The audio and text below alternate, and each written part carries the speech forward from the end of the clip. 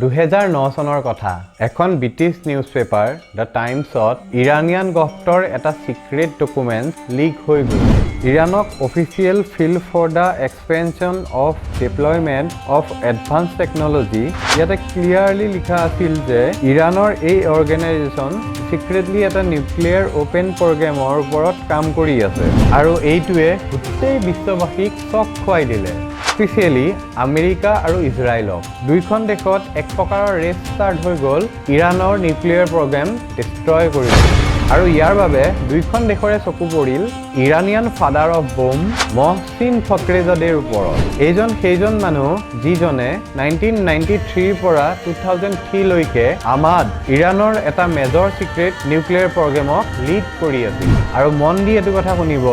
এই মানুহজন মৰাৰ পিছত ইৰানৰ নিউক্লিয়াৰ টেকনলজি মিনিমাম 6 বছৰ পিছ পৰি গ'ল যিমানে সেনসিটিভ অপাৰেশন আছিলে এইমানে এইটো ইম্পৰ্টেন্ট অপাৰেশনো আছিলে কিন্তু এই টপ সিক্ৰেট অপাৰেশনটো বাস্তৱত ৰূপ দিবলৈ কোনো ইন্টেলিজেন্স এজেন্সিৰ কাৰণে সাধাৰণ কাম নাছিল আৰু hence enter Mossad after so many tries by both the country USA and Israel finally 2020 right in the middle of pandemic Mohsin Fakhrezader thrills Mossad track কৰিলে আৰু 8 মাহ ধৰি তাক সাৰ্ভেলেন্সতো ৰাখা গৈছিল এক্টিভিটিজ বিলাক ষ্টাডি কৰা গ'ল এণ্ড দেন ফাইনেলি 27 নৱেম্বৰত তেওঁলোকে এটা সুবিধা পালে সো মোছাদে অন ৰোড হাইৱেৰ এজত তেওঁলোকে এখন নিছান পিকআপ ট্ৰাকক পাৰ্ক কৰি ল'লে আৰু লগত আছিল AI assistant satellite operated FN make machine গান আৰু যেতিয়া মহচিনে হাইৱেৰ সেইখিনি জেগাত পাস হল মোছাদৰ এজেন্টে 1000 মাইল দূৰত থকা ইজৰাইলৰ পৰা মেচিন গানটো সাকসেসফুলি অপাৰেট কৰিলে আৰু মহচিনক 13টা শুট ফায়াৰ কৰিলে আৰু টাৰ্গেটৰ পৰা মাত্ৰ 10 ইঞ্চি দূৰত থকা তাৰ ওয়াইফ কমপ্লিটলি আনহাৰ্ম হৈ আছিল তাৰ পিছতে যেতিয়া মহচিনৰ সিকিউৰিটিয়ে এই ভানখনৰ ফালে আগবাঢ়ি গ'ল গুটেই গাড়ীখন এক্সপ্লোৰ হ'ল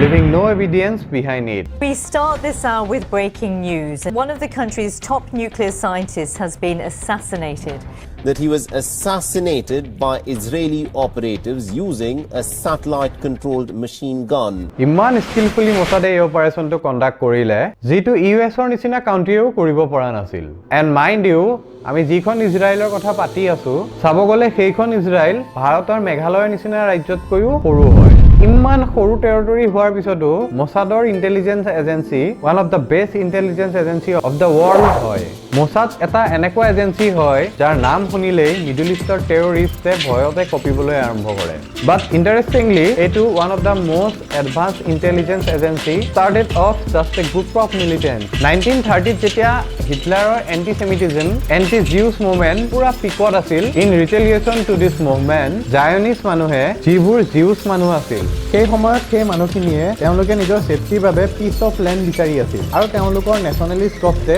তাতে সেটআপ হোৱাটো বিচাৰি আছিল আৰু সেইটো সময়ত কনষ্টেন্ট পাৰসিকিউচনৰ বাবে জিউছ বিলাক ভাগৰি গৈছিল আৰু পেলেষ্টাইনৰ ফালে মাইগ্ৰেট হ'বলৈ ধৰিলে কিন্তু অলৰেডি তাতে আৰবিক পপুলেশ্যন বহুত বেছি আছিল সো অফ কোৰ্স জিউছ বিলাক তাতে থাকিবলৈ লোৱাটো মিডল ইষ্টৰ আৰবিক মানুহৰ একেবাৰে পছন্দ হোৱা নাছিল তো তাতে মেসিভ এন্টি জায়নিষ্ট ৰায়ট ষ্টাৰ্ট হ'বলৈ ধৰিলে কিন্তু কথাবোৰ নিয়ন্ত্ৰণৰ বাহিৰত তেতিয়া গুচি গ'ল যেতিয়া 1930 এৰাউণ্ডত ব্ৰিটিছেও এন্টি জায়নিষ্ট পলিচি বিলাক মানি ল'বলৈ ষ্টাৰ্ট কৰি দিছিল এতিয়া অলৰেডি বহুতখিনি জিউছ পাৰসিকিউট আছিল all over world so this just push them towards the edge and by mid 1930s কিছুমান minor Jews militants group fully functional military organization form কৰিছিল আৰু এই অৰ্গেনাইজেশ্যনৰ মাজতে আছিল আমাৰ পিকচাৰৰ মেইন হিৰো হাগানা এতিয়া এই মিলিটাৰী অৰ্গেনাইজেশ্যনৰ ফৰ্মেশ্যনৰ পিছত তেওঁলোকক শক্তিশালী কৰিবৰ কাৰণে প্ৰথমতে ৰিক্ৰুইটমেণ্ট ট্ৰেইনিং আৰু তেওঁলোকৰ ৱেপনৰ ওপৰত ফ'কাছ কৰিব ধৰিলে তেওঁলোকৰ লক্ষ্য এটাই আছিল যে ফৰ্মেশ্যন অফ জিউছ কাণ্ট্ৰি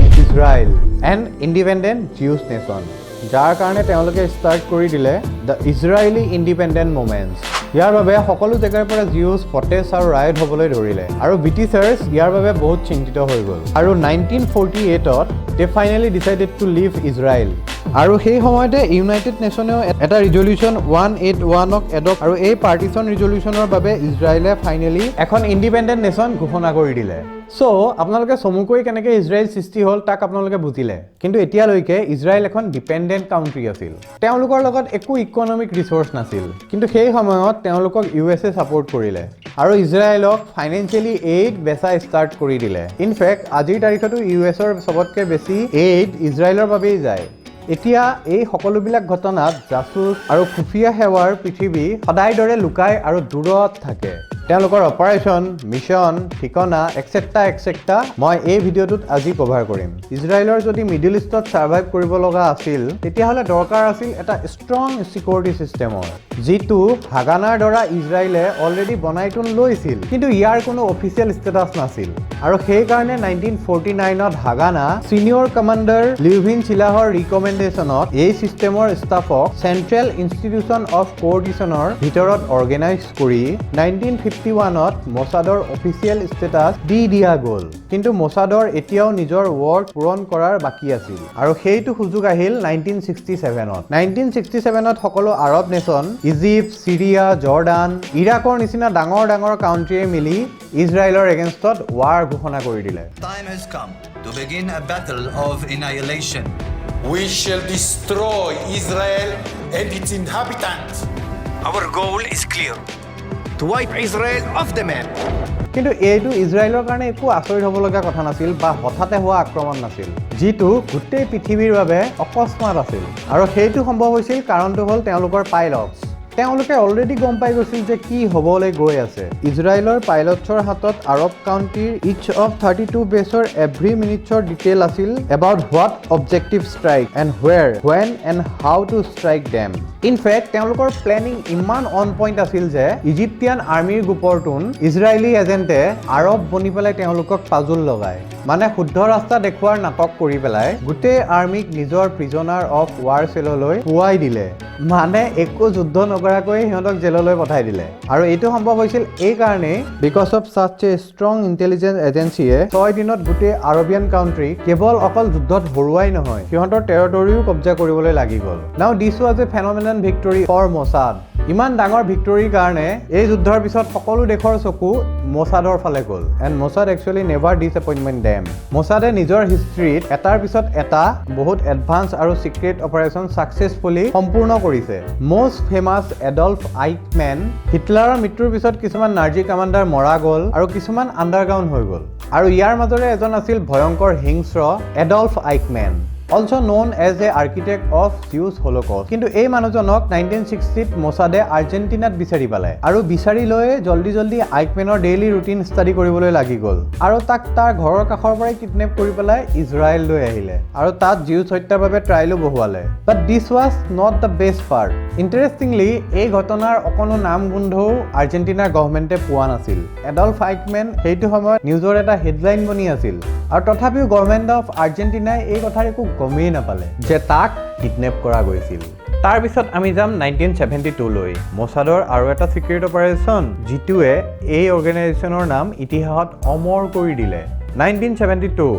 মিউনিকত ইজৰাইলৰ 11জন প্লেয়াৰে সামাৰ অলিম্পিকত ভাগ ল'বলৈ বুলি মিউনিক চিটিৰ অলিম্পিক ভিলেজত সোমালগৈ কিন্তু সেইখন ভিলেজত সকলোৰে চকুত ধূলি দি পেলেষ্টাইনৰ কিছুমান মিলিটেন্স গ্ৰুপ সোমাই আছিল আৰু সিহঁতে এই সকলো 11জন ইজৰাইলী প্লেয়াৰক মাৰি পেলালে এতিয়া জানা শুনা কথা যে এইটো আক্ৰমণৰ পিছত ইজৰাইল মনে মনে বহি থকা বিধৰ নাছিল সো এজ এ ৰিভেঞ্জ মোছাদে এই কিলাৰবিলাকক ৱৰ্ল্ড ৱাইড বিচাৰি এনেকুৱা ভয়ংকৰ মৃত্যু দিলে যে মোছাদৰ নামত গোটেই পৃথিৱী জুৰি ভয় বনি গ'ল কিছুমানৰ বিচনাৰ তলত বোম লগাই দিলে কিছুমানৰ খোপৰিত 12টা গুলি সুমুৱাই দিলে আৰু 12টা গুলি এটো কাৰণে 11টা তেওঁলোকৰ প্লেয়াৰ্ছৰ নামত আৰু এটা ইজৰাইলৰ গফটৰ ফালৰ পৰা আই নো এটো বহুত ভাল চিন্তা আছিল ন but the message was loud and clear যে সিহঁতে টেৰৰিষ্টৰ নামত কোনো কম্প্ৰমাইজ নকৰে বেয়াৰ লগত বেয়াই কৰিব আৰু ভালৰ লগত ভালেই কৰা যাব এনেধৰণে আৰু এটা প্লেন সাকসেছ কৰিছিল 1976ত অপাৰেশ্যন থাণ্ডাৰবোল্ট আৰু একে ধৰণে 1981ত অপাৰেশ্যন অপেৰা 1985ত অপাৰেশ্যন মোছেছ আৰু এনেকুৱাই এটাৰ পিছত এটা সাকসেছফুল অপাৰেশ্যন মোছাদে কৰি গৈ থাকিল যিটো ৱৰ্ল্ড ছুপাৰ পাৱাৰৰ চকু মোছাদৰ ওপৰত পৰিব ধৰিলে আৰু এই নেশ্যনৰ মাজতে এখন আছিল যি মোছাদৰ কেপেবিলিটিৰ ওপৰত একদম ডাউট নকৰিছিল আৰু সেইখন নেশ্যন আছিল আমেৰিকা একচুৱেলি ইউএছৰ চকু মোছাদৰ ওপৰত 1950s পৰাই লাগি গৈছিল আৰু তাৰ দ্বাৰা ইউএছএ ইজৰাইলৰ বাবে বহুতখিনি এইডো প্ৰভাইড কৰিছিল কিন্তু 1959ত সেইটো বছৰ আছিল যেতিয়া first official major joint operation conduct হৈছিল অপাৰেশ্যন ডায়মণ্ড Actually 1959ত সোভিয়েট ইউনিয়নৰ MiG-21 যিখন সেই সময়ত সকলোতকৈ এডভান্স ফাইটাৰ প্লেন আছিল সেইখন সাকসেসফুলি বিল্ড কৰি দিছিল এতিয়া ইয়াৰ পিছত সকলো ডেভেলপ কান্ট্ৰীয়ে চকু এই টেকনলজিৰ ওপৰত পৰিল ইনফেক্ট CIA আৰু MiG-16 US আৰু ব্ৰিটেনৰ ইন্টেলিজেন্স এজেন্সিয়ে বহুতবাৰ ইয়াক চুৰ কৰিবলৈ ট্ৰাই কৰিছিল কিন্তু কোনো এখন কাউন্ট্ৰীয়ে এই ক্ষেত্ৰত সাকসেসফুল হোৱা নাছিল আনটিল অফ কোৰ্স মোছাদ এন্টাৰ্ড যিয়ে প্লেন বনালে অপাৰেশ্যন ডায়মণ্ডৰ এই অপাৰেশ্যনৰ দ্বাৰা 1966ত মোছাদে এইখন জেটৰ পাইলটক নিজৰ হানি ট্ৰেপত ফচাই ভেৰি ষ্ট্ৰেটাজিকলি গোটেই ফাইটাৰ প্লেনখন ইজৰাইলী এয়াৰবেছত লেণ্ড কৰাই দিয়ে আৰু ইউএছৰ দ্বাৰা সেইখন সম্পূৰ্ণভাৱে ষ্টাডিও কৰাই দিলে Now this was a very commendable achievement for Israel but সোভিয়েটো কিন্তু ইয়াতে ৰখা বিধৰ নাছিল সোভিয়েটে মিডল ইষ্টৰ কাউন্টিক ইনফ্লুয়েন্স কৰি তাতে টেৰৰিষ্টৰ এক্টিভিটিজ বহাই দিয়াৰ ষ্টাৰ্ট কৰি দিলে আৰু তাৰ পিছত মিডল ইষ্ট টেৰৰিষ্ট অৰ্গেনাইজেশ্যনৰ বেছ বনি গ'ল আৰু সিহঁতৰ মেজৰ টাৰ্গেট আছিল ইজৰাইল ইউএছৰ ওপৰতো সিহঁতে কেইবাটাও সৰু সুৰা এটেক সিহঁতে কণ্টিনিউয়াছলি কৰিবলৈ ধৰিলে কিন্তু 2001ত হোৱা এটা মেজৰ এটেক 9/11 যিটোৱে ইউএনলৈকে সকলোকে সম্পূৰ্ণৰূপে হিলাই দিলে দিন দুপৰতে এখন প্লেন ওপৰেদি উৰি আহি ৱৰ্ল্ড ট্ৰেড চেণ্টাৰৰ দুইটা বিল্ডিং সম্পূৰ্ণৰূপে ধ্বংস কৰি পেলায় আৰু CIA FBI সিহঁতে এই প্লেনটোৰ কথা একো গমেই পোৱা নাছিল ইউএছৰ ইন্টেলিজেন্স এজেন্সি এই ইনসিডেন্টটোৱে এক প্ৰকাৰৰ মজাক বনাই দিলে কিন্তু আমেৰিকা তাৰ পিছত মনে মনে বহি থকা বিধৰ নাছিল 2003ত USA UK Australia Italy Spain আৰু পোলেণ্ডৰ লগত লগ হৈ লিবাৰেটেড ইৰাক কেম্পিং ষ্টাৰ্ট কৰি দিলে যাৰ জৰিয়তে পেন্টাগনত সাদ্দাম হুছেইনৰ ইৰাকী গভৰ্ণমেণ্ট যি টেৰৰিষ্ট এক্টিভিটিজ আৰু মাছ ডিষ্ট্ৰাকশ্যন ৱেপনৰ প্ৰডাকশ্যনক হোষ্টাৰ কৰি আছিল সেইটোক অভাৰথ্ৰ কৰিবৰ বাবে প্লেন বনালে কিন্তু ইয়াতে খালি অকল প্লেনেই যথেষ্ট নাছিল ইয়াৰ বাবে দৰকাৰ আছিল যথেষ্ট টান ট্ৰেইনিঙৰ যিটো ভেৰি ইণ্টাৰেষ্টিংলি প্ৰভাইডো কৰিছিল মোছাদে য়েছ ইউএছৰ training so road side bombs and suicide বম্বিঙৰ পৰা বাচিবৰ বাবে ইজৰাইলৰ পৰা প্ৰথমেতোন এডভান্স টুলছ আৰু টেকনিকবোৰ একুৱেৰ কৰিলে আৰু তাৰ পিছত জানুৱাৰী 2003ত এই পেন্টাগনৰ টিম ইজৰাইলৰ কমাৰ্চিয়েল কেপিটেল টেল আভিভৰ ফালে ডিপ্লয় হ'ল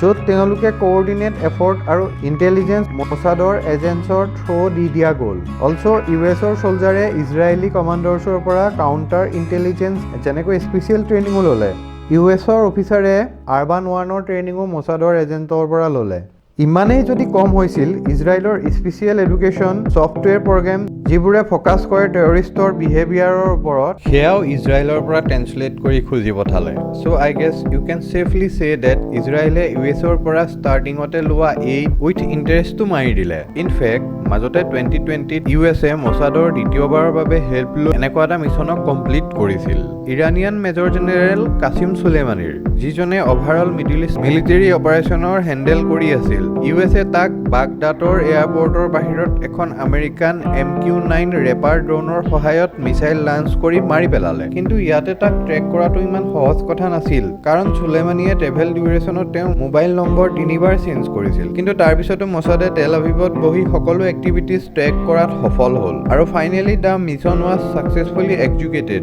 ইৰানিয়ানৰ কাৰণে এইটো ইমান দুখৰ কথা আছিল যে গোটেই ইৰাণত 3 দিন ধৰি এই ঘটনাৰ সুখ পালন কৰিছিল আৰু সেইকাৰণেই কোৱা যায় এবাৰ যদি কোনো মানুহৰ নাম মোছাদৰ হিট লিষ্টত আহি গ'ল কি বাছি যোৱাটো সম্ভৱেই নহয় আৰু সেইকাৰণে আজিৰ তাৰিখত ইজৰাইলৰ জিঅ' পলিটিকেল ৰিলেশ্যন মেজৰিটি কাউণ্ট্ৰিৰ লগত বহুত ভাল হয় ইনফেক্ট আমাৰ দেশ ভাৰতৰ লগতো ইজৰাইলে কোহাটা প্লেনৰ জৰিয়তে পাকিস্তানৰ নিউক্লিয়াৰ প্ৰজেক্টক ৰিভিল কৰি দিছিল আৰু যেতিয়া আমাৰ প্ৰধানমন্ত্ৰী মোদীজীয়ে 2015ত তুৰ্কী গৈছিল তেতিয়া তেওঁৰ প্ৰটেকশ্যনৰ বাবে মোছাদক ৰখা গৈছিল এণ্ড ডেট ইজ হোৱাই আজিৰ তাৰিখত ইণ্ডিয়াই ইজৰাইলৰ দৰে সৰু দেশৰ পৰা বহুত শিকিব পাৰে চ' এতিয়া ফ্ৰেণ্ড মোক কমেণ্ট ছেকশ্যনত ক'ব যে আপোনালোকে মোছাদৰ বিষয়ে এইখিনি আগত জানিছিল আপোনালোকে জানেনে তেওঁলোকে ইমান এডভান্স হয় যে আমেৰিকালৈকে CIA FBI তেওঁলোকে ট্ৰেইন কৰিছিল আৰু আপোনালোকে যদি মোৰ কণ্টেণ্ট চাই পেলাই আজি ভাল পালে তেতিয়াহ'লে লাইক কৰিব শ্বেয়াৰ কৰিব আৰু ছাবস্ক্ৰাইব কৰিব আকৌ নেক্সট এপিছডত লগ পোৱাৰ প্ৰতিশ্ৰুতিৰে মই জিৎ কাশ্যপ বাই বাই